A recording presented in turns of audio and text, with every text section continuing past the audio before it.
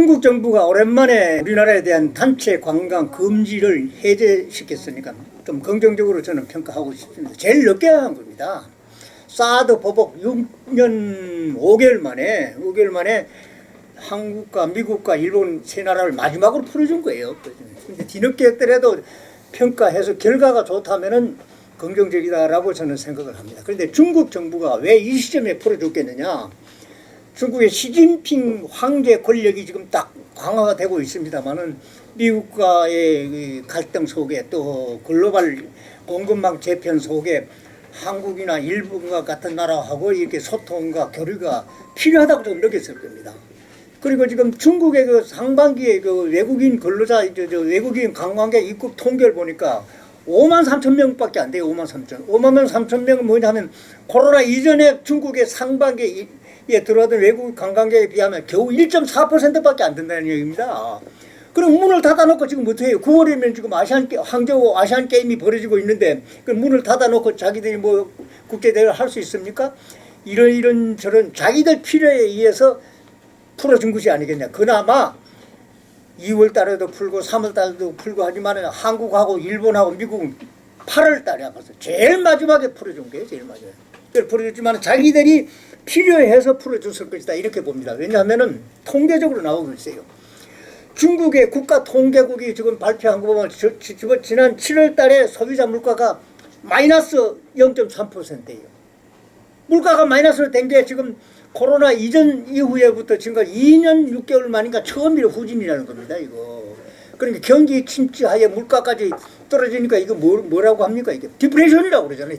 디프레션 지금 초입 단계에 왔다고 평가가 되고 있는 겁니다. 뿐만 아니고 지난 7월 달에 중국의 수출도 14.5%가 줄고 수입도 12.4%를 줄었어요. 쉽게 말하면 수출도 줄고 수입도 줄었으니까 불황형 저성장이에요. 불황형 저성장.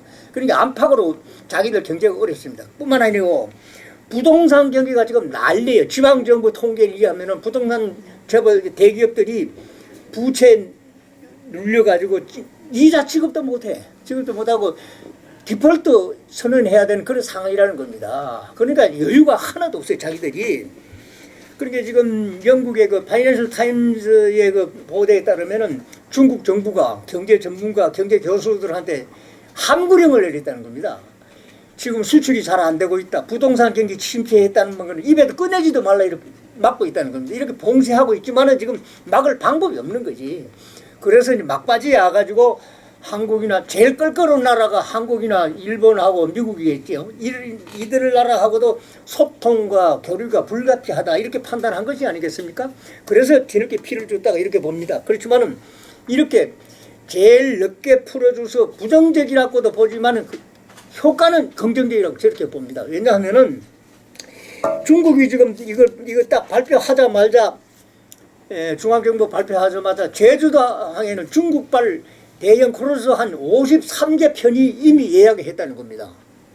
그리고 엊그제 12일자에 보면은 인천항이나 평택항에는 중국발 페리선이 오면서 소위 유객이라고 수십 명, 그 다음에 보따리상이라고 부르지 이 사람들 수십 명들이 왔다는 겁니다. 이게 무슨 말씀이냐?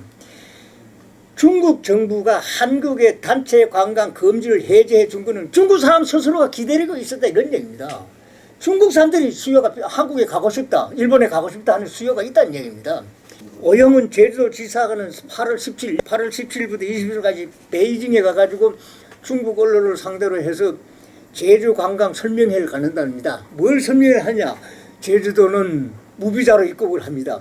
해양 풍광이 풍부합니다. 중국인들이 좋아하는 카지노가 있습니다. 면세점이 있습니다. 이렇게 선전한다는 겁니다. 이게 무슨 말이냐? 이게 왜 이렇게 얘기하느냐? 자기들이 그 수요가 있는 거예요. 중국 사람들이 지금 한국, 일본 가고 싶다는 수요가 지금 쌓여 있는 거예요. 이미 지금 막 들어와 있는 겁니다. 그래서 좀 또 우리도 물론 필요하지.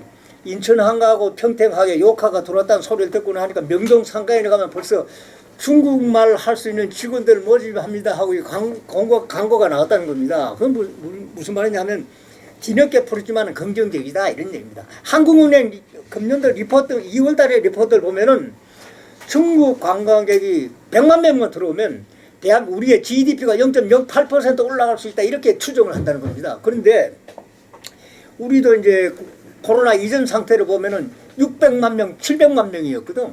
600만 명, 700만 명 상반기에 중국 관광객 욕하들이 들어왔던데 지금 이번 이 집단 관광 금지 해제 조치 절반만 들어오면 300만 명 아닙니까? 300만 명.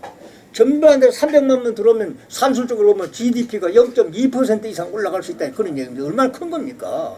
이런 측면에서 이걸 긍정적으로 이제 평가를 한다 하는 그런 얘기입니다. 그런데 그 사이에 중국이 일방적으로 불합리하게 무리하게 사드 보복을 했는데 지금 현재 윤석열 정부는 과거의 문재인 정부하고 달라. 문재인 정부처럼 대한민국은 약자입니다. 뭐 굽신굽신하고 뭐 북핵 관계 뭐 하고 이렇게 하는 게 아니고 윤석열 정부는 당당하게 우리는 약자 아니요.